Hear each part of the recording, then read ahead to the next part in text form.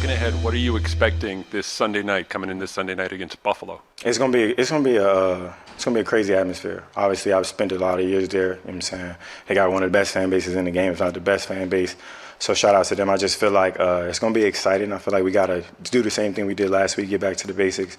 They're a hell of a football team. You know, it's in the division. You know, the division they say is one game, but it damn near count as two, and it's hard to win on the road. So we got going with the right mindset. Playing a real good football team, well-coached football team, and a lot of good players over there. Shout out to Josh. So I look forward to the challenge. I know the guys look forward to the challenge. It's gonna be good for us. Good test for us. Good test indeed. We will see what the Patriots look like come Sunday night when they head up to Orchard Park to take on the Buffalo Bills. Foxborough Rush coming at you right now. Great to have you here with us. Keagan Stiefel, Jade McCarthy with you for the next hour to take you through all things Patriots. Do you have a shirt like that in your closet, Keagan? I'm just wondering. I was just about to say maybe the worst look of all time. I don't respect to Stephon Diggs. He can pull it off, but wow, what a shirt. I have no idea what he just said because I couldn't stop looking at the shirt. Because you were just like taking it all in instead. I was enamored. Look, credit to him. I mean, if he can pull it off, you know, and he had like a bag to go with it. I mean, you know, the whole look going on. I would love to see them win this game up at Buffalo because I would love to see what the post game pizzazz looks like. Yeah, you know, if you dress for after that one. You've got a lot of weirdos on this team, with all due respect. Like, Stephon Diggs will wear that. Matt Collins won't have shoes on. I know it's not December yet, but a little October frigid air. He'll be rocking the no shoes. So, you know, they say, like, psychopaths make the best quarterbacks and catchers and goalies. They make good wide receivers, too, because they've got some weirdos on this in this receiving group. Hey, I guess as long as they're catching the ball and racking up the yards and finding the end zone, everybody in New England will love them. It's as simple as that. So, yeah, look, we know that Buffalo brings it when it comes to playing up there. It's a tough place to play. The Bills have rattled off 13 straight wins at home, if you consider, you know, their playoff record there as well. And, of course, they are one of the lone undefeated team sitting here, you know, going into week 5. If you want to start throwing out the words undefeated, it's a little early for that, but there's only 2 of them left, you know, across the National Football League, Buffalo being one of them. And of course the Philadelphia Eagles being the other one. But this is a team that, you know, the division runs through it, right? 5 straight AFC East titles. And as Steph Diggs just said it, right? I mean, this is going to be a good test for us. And I think that's the reality, right? It's a matter of, okay, we saw what happened against the Carolina Panthers, you know, the 40 spot that the Patriots put up against them. Now, what can you do, you know, going out there against a sound football team? And the reality is the Bills have their holes. They're not like clicking on all cylinders in the early going of the season, which in part might be why Mike Vrabel is like, hey, look, you know, if we go play our game, put us up with any of them. Let's hear from the head coach earlier this week on the Greg Hill Show. Well, the message is that you have to play good to give yourself a chance to win, and if you play bad, you're guaranteed to lose. That's the message, and we believe that we can play with anybody when we do the things the right way, and play to our identity and play complementary and all those things. So, you know, that's the National Football League. I don't think that that's any surprise on how you try to win. And going on the road is going to be even more difficult to handle in that environment and being able to operate offensively in that environment. Is loud. Is going to be loud. We all know that. Look, I mean, I don't disagree with Vrabel. I mean, this is something that he's been preaching since he got here, right, Keagan? Like, don't go out there and play bad football, play sound football, put 60 minutes of it together. And if we can do the things that we need to do and be the team who we believe we are, then yeah, we got a chance to go hang with anyone on any given Sunday because that is the league, right? Yeah, I mean, he's been saying it since he got here, really. And I've referenced it in probably everything I've written since the start of the season. The quote was during training camp, it's the good, it's the bad, and it's the blank that gets you beat. And I think it's a very real thing in the NFL, right? It's not necessarily about what you're doing well and what the other team is doing well. It's what you're doing wrong. It's what you're giving them, the opportunities you're giving them. And with a team like the Buffalo Bills, it only takes one or two. Early in the Carolina game in week 4, the Patriots gave Carolina plenty of opportunities, and they started to take advantage. And then the Panthers gave them right back, right? Horrible punt coverage gets you a punt return touchdown and 2 great returns that set you up with great field position. Multiple chances on third downs, things like that. That's the stuff that gets you beat. So if the Patriots can limit that, obviously there are other factors to it. You have to stop Josh Allen. You're not really going to stop him, but you have to slow him down at the very least. Yeah. You have to be able to take advantage of the fact that they are not a good run defense. You have to maybe chip away at the fact that they are a great passing defense. There are a lot of little things, but in the grand scheme of things, what you're looking at in this game is, can you prevent yourself from beating yourself? And then the rest of it will take care of itself. If they stay competitive, I think Patriots fans will be very happy. It doesn't matter if they win or lose on a last-second, field goal, whatever it might be. If they can stay competitive in this game and prove that they are the second-best team in the AFC East, that they are a real contender to get one of these AFC. I'm on baseball mode right now. The AFC wildcard spots, then Patriots fans are going to be really happy. Yeah, look, I mean, the AFC is crowded, right? So trying to, find your way into the playoffs is not going to be any easy feat. But the reality is what Steph Diggs said, right? Like these games, like they count for a game and a half when you're taking on a division opponent. And you look at where else the division is at this point in time with the Jets and the Dolphins, and it's like, okay, like we got to show we can somehow at least hang with Buffalo, because it's just going to be the haves and the have-nots at this point in the AFC East. That's how it appears to be at the quarter pole of the season. Let's look at the tail of the tape going into this game, because I do think it is interesting to showcase some of the ways in which the Patriots are hanging with the Buffalo Bills. And of course, the record they're not. But you look at points per game, right? I mean, they're definitely averaging about 8 points lower a game, but they're also allowing fewer points per game.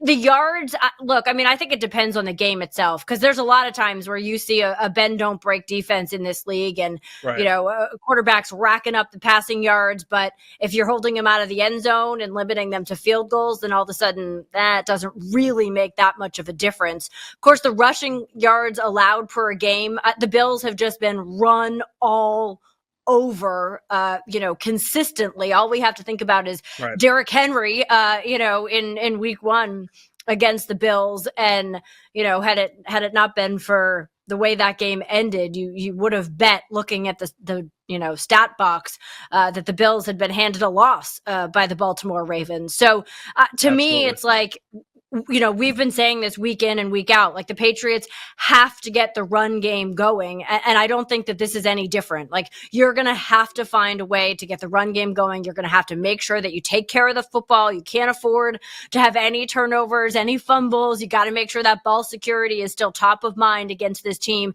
And you have to take advantage of this Bills run defense. Yeah. And I even think, there are passing concepts that are an extension of the running game. And last week, the Patriots still weren't really able to get the running game going consistently.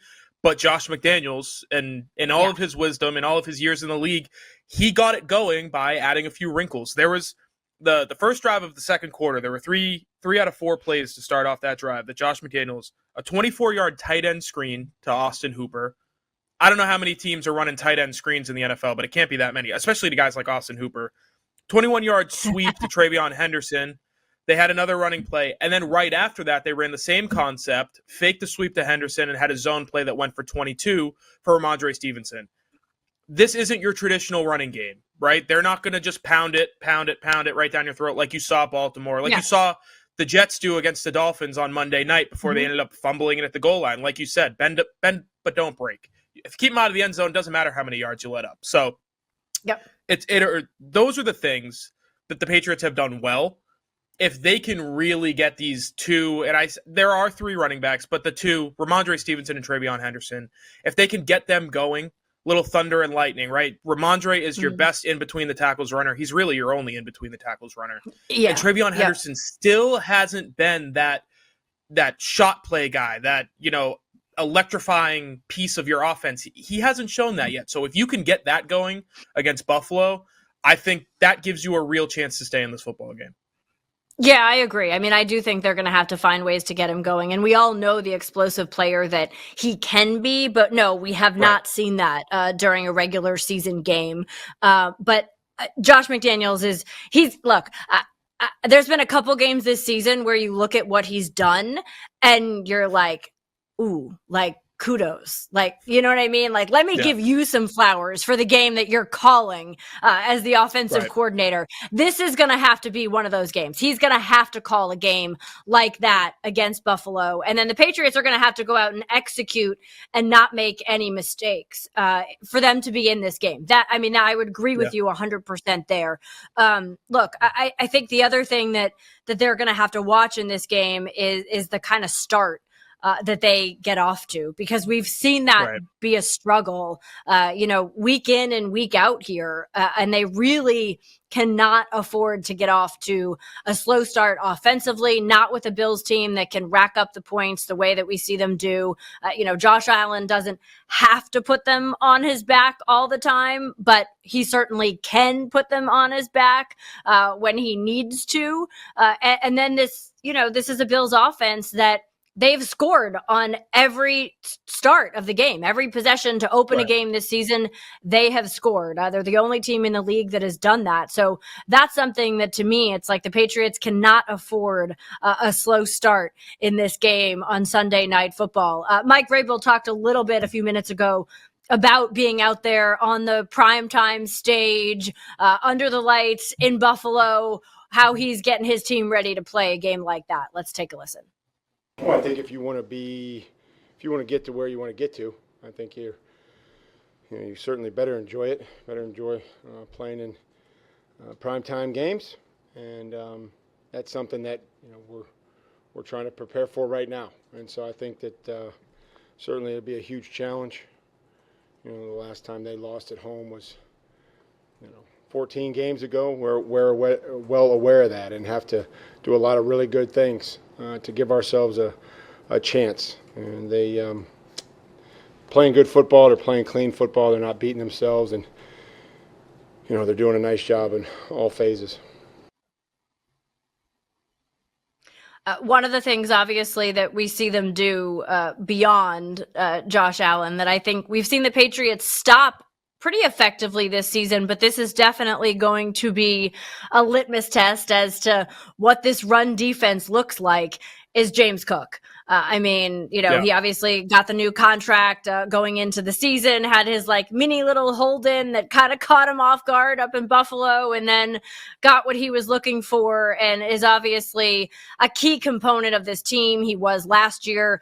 He continues to be this year, right? He's averaging 40 yards, on the ground per game. He's got the most rushing touchdowns in the league. He's got 5 of them, 100 yards in 3 straight games. So to me, if you're the Patriots run defense, you are trying to keep him well below that 100-yard mark in order to go in there and have a shot in this one.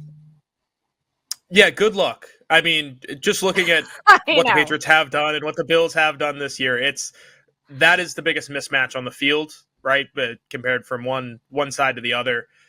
And I think with the Patriots being without Terrell Williams, there was a little bit of an in and out situation going on the first 3 weeks of the year. And now I think they've found that, with what he's going through, obviously his main focus is going to be on his health. So with him, as it should be, pretty much out of the picture, absolutely.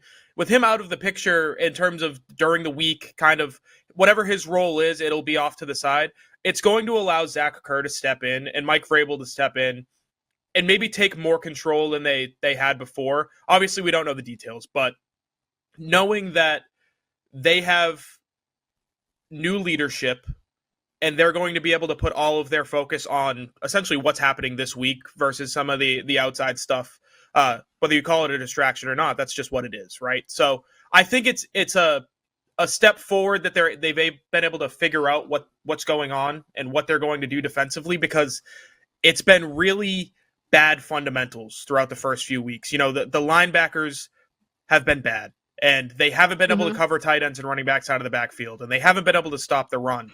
And all of that stuff is technique, fundamental things that you are working through during practice, and all NFL teams should be able to do. And they just haven't been doing it. So with time, as the season progresses, that stuff needs to obviously get fixed, because if it doesn't this week specifically, they're going to get gashed and they're going to look bad. It's not only James Cook, it's Josh Allen.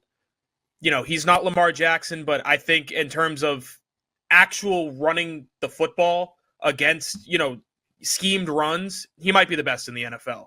We've seen it when he gets down in the red zone, 45 games with a passing touchdown and a rushing touchdown in his career. If he gets one more, he's going to pass Cam Newton for the most of all time. Like, it's impossible to defend him.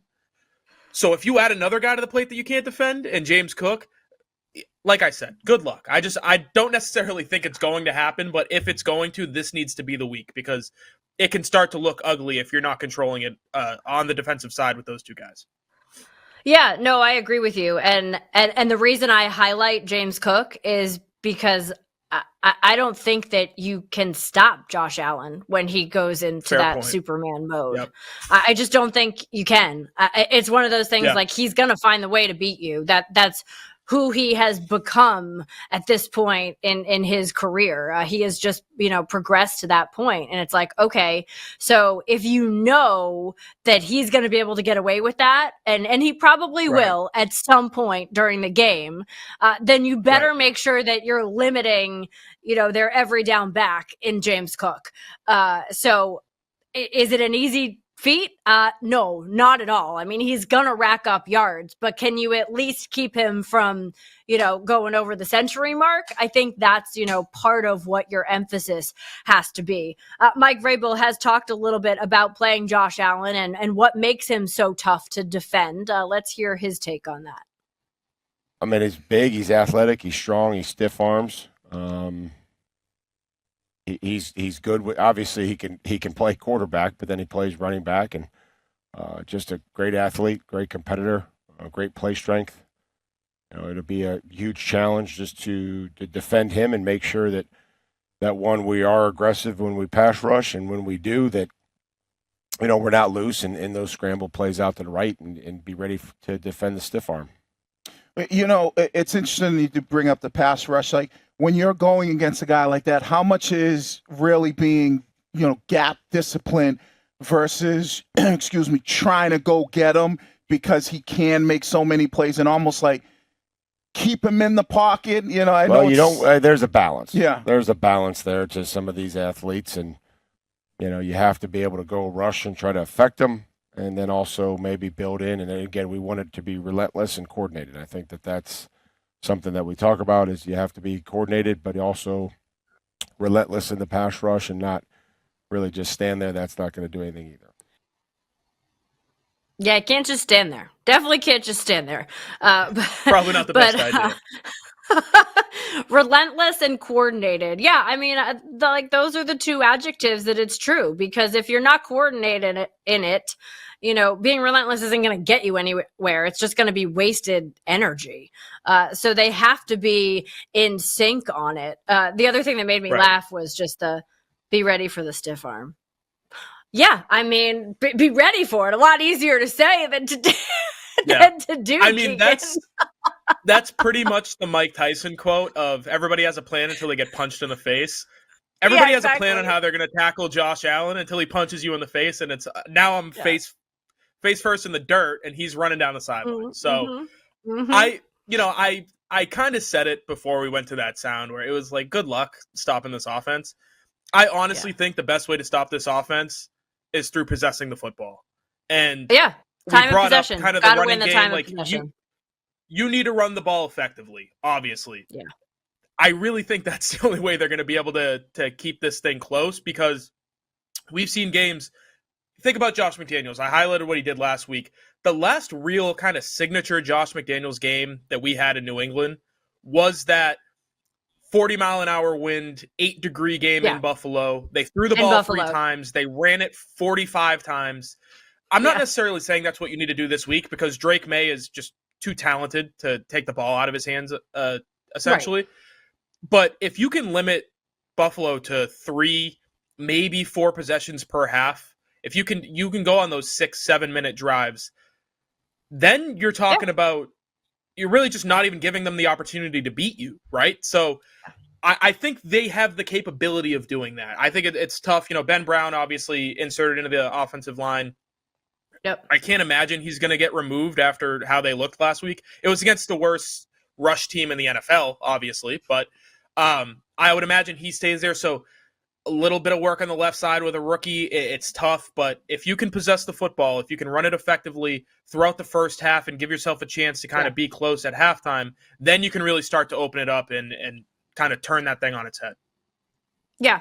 No, I agree. I mean, I think it's one of those things that you probably have to win the time of possession. It's just absolutely the best way. The best way to beat a good offense is to not let them see the field. So 100%, Keegan. I mean, that's something that I think that this team has to do. The other thing that I would highlight is they've got to have their special teams be a contributor in a game like this, right? And we have seen them be effective, right? I mean, we saw Marcus Jones, what he did, on punt returns. We saw Antonio Gibson, on a kick return earlier this season. So if you can also swing things a little bit from a momentum perspective and from a field position perspective, and maybe get points on the board from your special teams, I think that could have a huge impact in this game as well. Absolutely.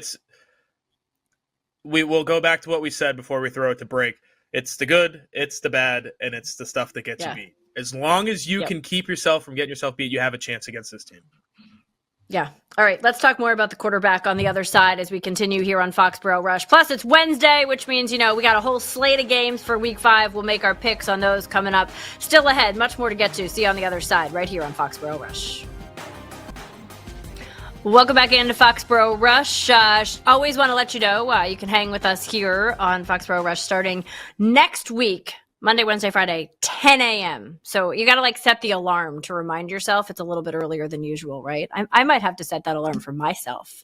You're talking to me. I need to set the alarm. The whole freelance thing has thrown my schedule way off. So it's good to know. I'm glad they told us that it's not 1, it's 10. That's a big change for me. Right. The whole day gets flipped. Yeah, right? It's like all of a sudden we're on Pacific Coast time. Okay, here we go. You're right. All right, let's talk about Drake Maye and what he has been to this team, right? And I would really say the growth that we've seen from him, because I know they're sitting there at 2-2. But look, it's October 2nd. You're going into the second quarter of the season here.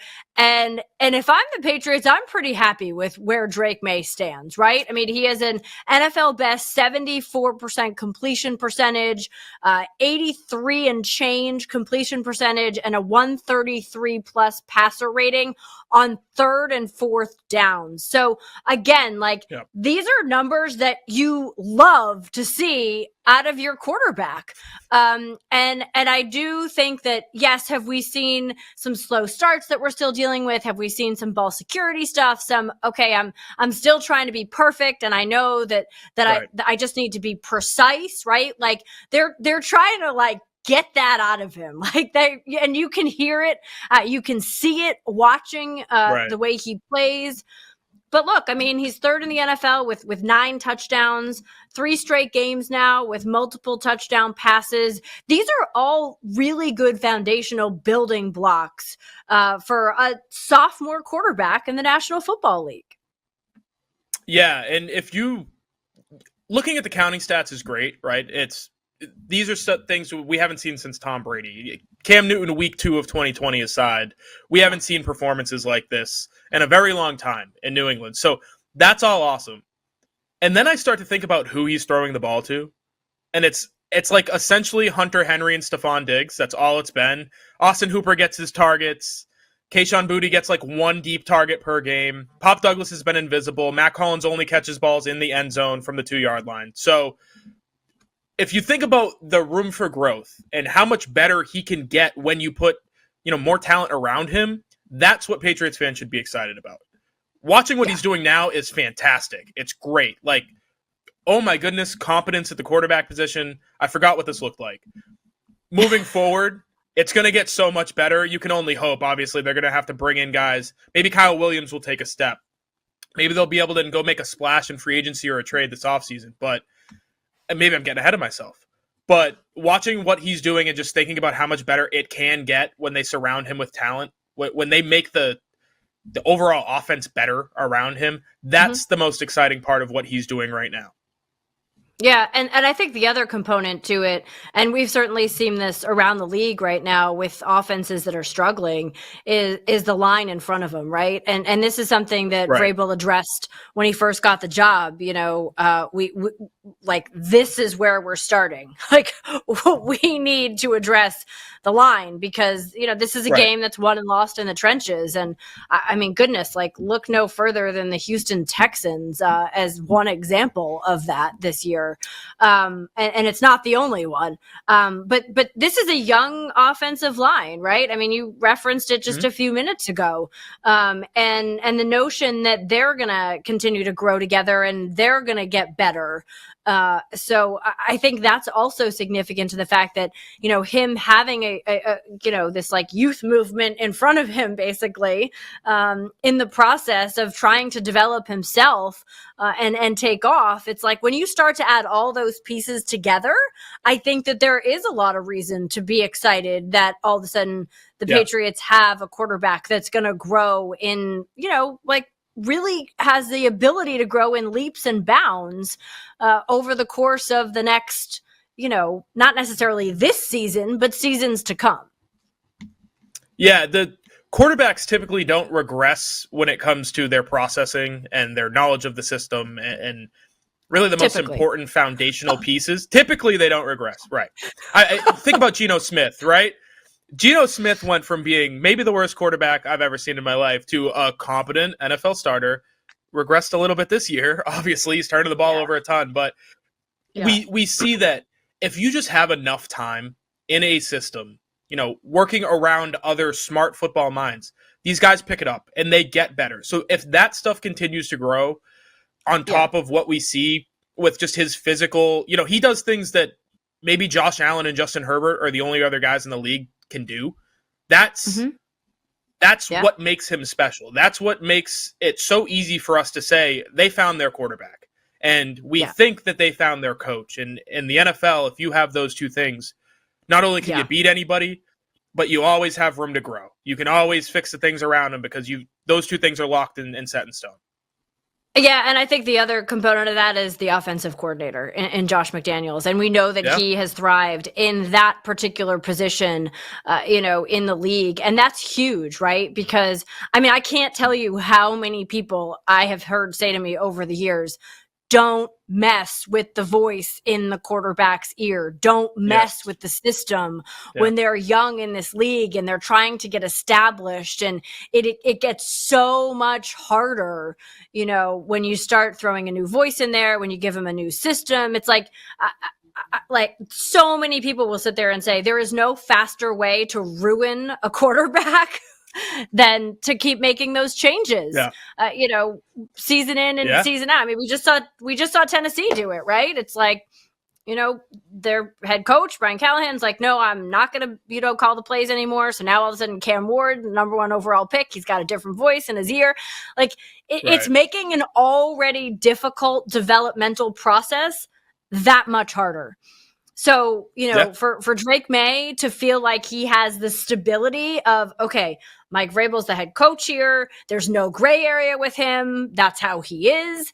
And Josh McDaniels is the OC and his system is complex and complicated. But once I learn it, we can keep building upon it, right? I mean, that's what we saw for so many years here in New England.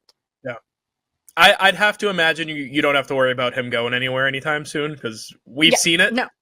almost 3 times, but 2 times for sure, and it's just not going to happen.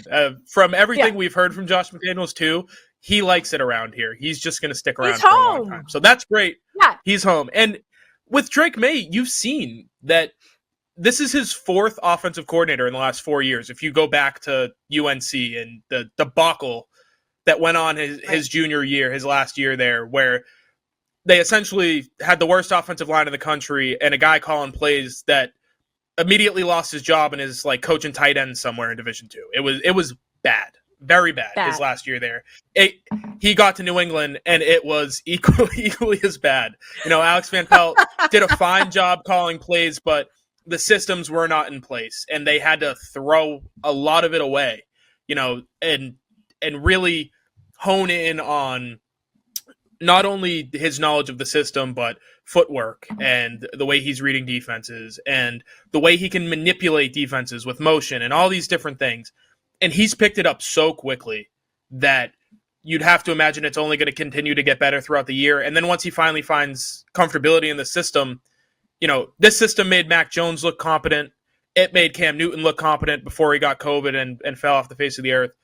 It helped Tom Brady develop into the best quarterback of all time. So the early returns are good enough for you to have a lot of confidence that this thing is going to be exactly what you hoped it would be coming into the year. Yeah, I agree. And you kind of look at the face of Boston sports, if you will, Keagan, and the de facto right now, despite the fact that he's dealing with a very difficult injury, is probably Jason Tatum, just because of, where the Celtics have been of late. But certainly, Drake Maye is starting to raise his hand and demonstrate himself. I think, being a captain on this team now, obviously, is part of it. Just the shuffle of the entire organization there within the Patriots franchise. You, of course, have Roman Anthony with the Red Sox, who has wholeheartedly injected himself into that conversation as well. Like, where do you sort of see this developing face of all the Boston sports franchises? I think there are a lot of arguments to be made for Drake Maye. I think a lot of them have to do with the other people and not him, if that makes sense. Mm-hmm. Like, Jason Tatum, to me, is the face of Boston sports, and he should continue to be that until he's gone, right? He's got a title, 5 Eastern Conference Finals appearances, 670 winning percentage. He's been here for almost a decade. Like, that's the guy. But there's Jaylen Brown, and there's always been Jaylen Brown. For as long as he's been here, Jaylen Brown has been alongside him. So does he take a little bit of the shine off? Maybe. Roman Anthony. I don't know if he should take shine off or if he should just be in the picture a little bit. Like, come on, just share the spotlight a little bit. Yeah. Right. And with Roman Anthony, there hasn't been enough. He's played 65 games, and he likely will miss this postseason run unless they really make a run at the World Series. So it's going to take him a while to really establish himself. But in my eyes, this is a Red Sox town. And it's been a Red Sox town for a very long time. There was a 20-year gap there when Tom Brady was running the show. But outside of that, it always will be a baseball city. So Roman Anthony has a real chance to get up there. But, his youth, Jason Tatum having the supporting cast to help his success. And you look at Drake Maye, and he's the quarterback. And football is king. And Drake Maye has, quarterback progress is not linear, but for him, it's been straight shot up. So if he can continue that, for sure, he'll eventually get there. But for right now, it's not quite yet. Hold my banner. They've got their guy, and he's the best in the business. So that's the guy for now for me.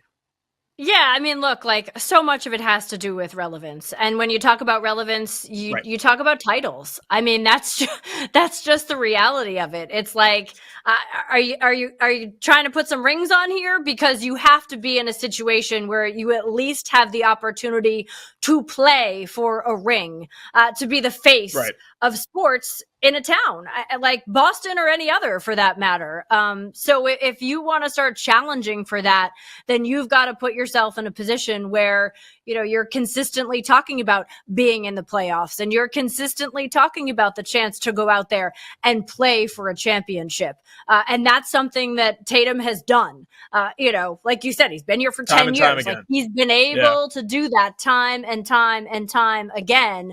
And I think for anyone to sort of knock up there and be like, all right, like I'm ready to take this image and be this image, they've got to have a chance to go play for the titles. All right. We got lots of games coming our way. Of course, we are turning the page because it's step ahead day. It is installation day in the National Football League. So we got a game on tap tomorrow night because, it's Thursday night football. That's the way things roll these days. We'll make our picks on some games when we come back right here on Foxborough Rush. Foxborough Rush coming at you. It is 1:39 Eastern time right now. We're backing it up next week, so we'll be doing this at 10:39. So set the alarm, as I said before. I'm gonna set mine. Let's take a look at some of these Week 5 games, Keegan. It all starts Thursday night with the 49ers taking on the Los Angeles Rams. The Rams have won 3 straight against San Francisco. And fun fact, right? They've trailed in the fourth quarter of all 3 of those games and still managed to come out on top. History doesn't necessarily repeat itself. San Francisco there, oh boy, they are just dealing with a litany of injuries, and then Brock Purdy, of course, aggravating the toe injury when he got back out there. We've already seen him miss time, of course. Who do you like in this one Thursday night? I'll never pick Mac Jones in a football game again, so I like LA. I don't think we're going to have to worry about the fourth quarter lead thing either. He went out there and played well. Doesn't matter. It's personal vendetta. I got personal beef with Mac Jones, so never going to pick him, even if he does play, if he doesn't play. No, LA, the Rams are maybe the sneakiest Super Bowl contender. You talk about Philly and Buffalo and Baltimore. They're right up there. I think they're that good. So they'll continue. Puka Nacua will have like 14 catches for 130 yards and a touchdown like he does every week. And I actually think this is probably going to be the easiest win that they have for a while. Yeah, I like the Rams in this game as well. Sean McVay is just like, Kyle, I learned so much from you, and I'm just going to continue to use it against you. But look, I mean, Puka's one of the toughest guys out there, and I just think that Matt Stafford, they can beat you in a lot of different ways. And, given Bosa's not even going to be out there, of course, for the 49ers. So I think the Rams are going to take this one on the short week. All right. So we have a London game coming our way, of course. We're on this stretch of 9:30 a.m. kickoffs here. 40th London game. I was actually surprised when I saw that. 40 games played in London. That doesn't seem real. But then you think back and like Gronk in 2010 was doing the spike over in London. So it's been a while. They've been doing a few a year for a long time. But 40, I was kind of like, wow, okay. Yeah, 40's crazy. So Minnesota, of course, with their back-to-back, games over there. They played in Ireland last week, lost to the Steelers. They'll take on Cleveland in this one. Minnesota, still trying to figure out Jade McCarthy. Is he going to be back in this one, or will it be Carson Wentz getting another start for the Vikings, taking on Cleveland and that number 1 total defense? 14 points per game is what the Browns are averaging. If they could just bump up that average, their defense could keep them in a lot of games. Yeah, they're going to try to, right? They've already made the decision that they're going to flip-flop from Joe Flacco to Dylan Gabriel. The unfortunate part is Brian Flores is a defensive coordinator for the Vikings, and he comes from the Bill Belichick tree of rookie quarterbacks don't do anything against us. Bill Belichick was 23-1, I think, against rookie quarterbacks during his time in New England. Brian Flores has never lost to a rookie quarterback, whether it's during his head coaching career or his defensive coordinating career. So I think it's going to be a struggle. I know this isn't a pick show. We're not doing gambling picks. Take the under. but I like the Vikings Yeah. just based off the fact that the quarterback play alone, you have a veteran over there in Carson Wentz, and you've got a rookie running into a buzzsaw in the Vikings defense. It's an interesting. I mean, we all knew that this was coming, right? I mean, unless the Browns started winning some games, plural, Flacco, Right. they were going to sit him. I mean, it was just a matter of time. But it is an interesting week. I mean, you saw the quote unquote old guy in Aaron Rodgers go out there and beat Brian Flores' defense last week with the Steelers across the pond.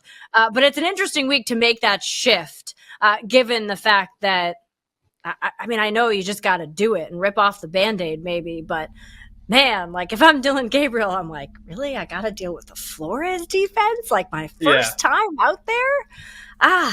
It's a tough one. I think this game is actually closer than we think it could be, just because of all the, who's going to be out there for Minnesota, and are they going to be able to score some points against that Cleveland defense? And, does Cleveland get some type of bump, just because of the switch, a la Jackson Dart last week? Right.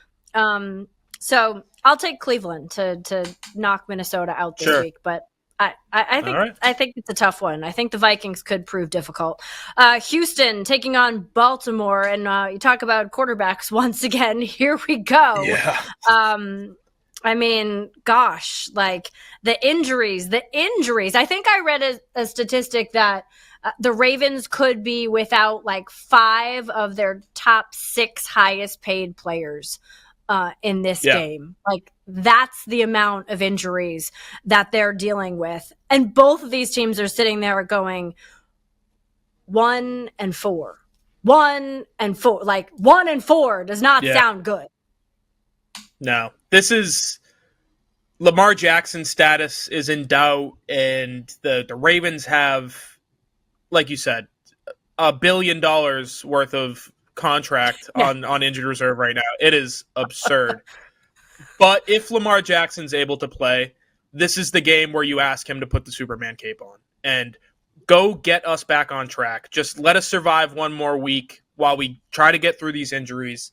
And if there's a guy to do it, I think it's him. He's done it time and time again. We've seen they need a win early in the, after the Miami debacle a few years ago. He kind of put his cape on and said, just hop on, like, let's go. And if he's able to play, that's still a question at this point in the week, but if he's able to play, he's going to be the guy that's going to go and get a victory. I don't quite trust CJ Stroud and really their offensive coaching staff to get things on track this early in the year. So I've got the Ravens.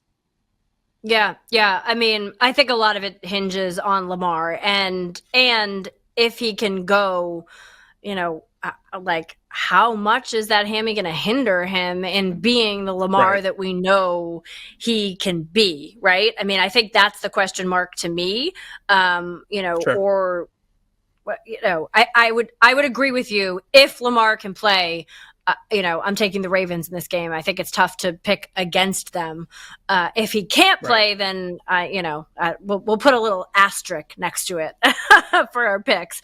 All right, how about Miami? We've seen what they've been this year, and of course now they're going to be whatever they have to be without Tyreek. Which I wish I could unsee that because it was just so awful. They're in Carolina taking on this Panthers team that we saw here a week ago that went from shutting out the Falcons to getting demolished by the Patriots. What a roller coaster ride they've been. My official analysis for this game is don't waste your time, watch another game. Who cares kind of. I'll take the Panthers because I trust that they'll be able to run the football. Miami's defense they've been gashed throughout the year. So I trust they'll be able to run the football, and Bryce Young will be able to limit the mistakes, and they'll take the home win. Yeah, I'll take Carolina in this one as well. I think just being back home will probably benefit them, and I think Miami has There's a lot. I mean, there was a lot there before they lost Tyreek for the season. But I think, given that they're going to have to factor that in and the way they do things moving forward here, there's just a little bit more stability in Carolina, which is not a sentence that you'd think you'd be saying very frequently, but that seems to be the case. All right, the Las Vegas Raiders taking on the Colts, who are going to look to get back on the winning side of things with Indiana Jones out there. Who do you like? The Raiders don't take care of the football. The Colts do take care of the football. That's the game right there for me. So I'll take Indianapolis at home. Yeah, I'll take Indy in this one as well. I thought the Colts, I honestly thought that they just didn't play a sound game, when they went out there last week on the West Coast. And I think that they'll be back home. Shane Steichen's going to have a week of, come on guys, let's pull it together. Let's play the way we know we can play. And I think the Colts find ways to take the ball away from Geno Smith, or just take care of the football enough that they come out on the winning side of this one. The New York Giants and Jackson Dart, they head down to New Orleans to take on, well, let's see. What do you think? You like the Saints in this one at home? This is another, who cares kind of football game. Neither one of these teams are going to be fighting for anything by the end of the year. Maybe the Giants will carry their momentum. Right, sure. Maybe the Giants will be fighting or continue their momentum from last week. So I'll take New York, I guess. Yeah, I'll take New York. I just think not Carolina. I think New Orleans is just... I think they're just swimming up a creek without a paddle right now, quite honestly. I think it's that kind of season down there. And I think Jackson Dart has provided a spark for the Giants. And I think Brian Dable's going to find a way to ride that spark as long and as hard as he can. Elsewhere in the division, the Dallas Cowboys, they take on the New York Jets. All I can say is you're not supposed to be happy about a tie, Jerry Jones. That's it. You're not supposed to be happy about a tie. But they're going to ride that on in to take on the Jets at the Meadowlands. He exudes loser energy lately. It's been a lot of self-promotion and yay for the ties and saying that he loves Micah, and then Micah Parsons is like, lose my number, pal. Don't talk to me. You didn't even call my number. Yeah, for as much as I would appreciate a Jerry Jones loss at the Meadowlands, Dak Prescott has been awesome this year, and I think he's going to go in. This is just a momentum thing. The Cowboys are on their way up. Jets are 0-4. They have not been able to figure it out offensively, so I'll take the Cowboys. Yeah. I'd love to root for the Jets because I want to see Aaron Glenn dance again. And I love that he embraced his dance moves. But I agree. You can't pick against Dak in this game. No way, no how. He is playing really good football. Really good football. If he didn't have the worst defense in the NFL, he would be the lead MVP candidate in my mind. He's been that good. Yeah. He's completely transformed their offense without CeeDee Lamb for multiple weeks. Without CeeDee Lamb, I mean, they put up 40 without CeeDee Lamb. Come on, it was amazing. And some of his he played out of his mind in that game. So I mean, Dak Prescott, no one's picking against him. Denver and Philadelphia. Look, it's not pretty. It has been really kind of ugly the way some of the Eagles' wins have come, but a win is a win is a win, and there's no way I'm taking Denver as they walk into South Philadelphia. Yeah, I've got the Eagles as well. For as much as everybody thought Denver's defense was going to be, maybe the best in the NFL this year, they haven't lived up to it. Philly really needs to get the offense going, so if there was ever a time to do it, it's against a good defense that's not playing well. Yeah. Yep. All right, we got to get one more break in. We got more picks coming your way, so stick around. We got some more games to get to, including, that Sunday night game. Stick around. We'll be right back. That's right. Picking them here on Foxborough Rush. Let's dive into the 4:00 slate. Start with Tennessee heading out to Arizona. Man, I mean, they're just dealing with all kinds of issues there in Tennessee, and I don't think things get that much better taking on the Cardinals this Sunday. Cardinals have been sneaky good, so I'll take the Cardinals. Yeah, I'm with you there. Tampa Bay heads to Seattle. They, of course, were handed the loss by the Philadelphia Eagles. This is always a tough trip, though. I don't care who you are. Seattle is a difficult place to play. It is a far place to get to. I think the Seahawks can find a way to top the Bucs this Sunday. I told you not to watch the Miami-Carolina game. This is a game you're going to want to watch, if not only for the uniforms. They're both wearing their throwback uniforms, and they're awesome. So I will be watching, and I will be assuming that Tampa Bay is going to win. I really like what Tampa Bay has been able to show against good football teams, and I think they're going to actually get one this week.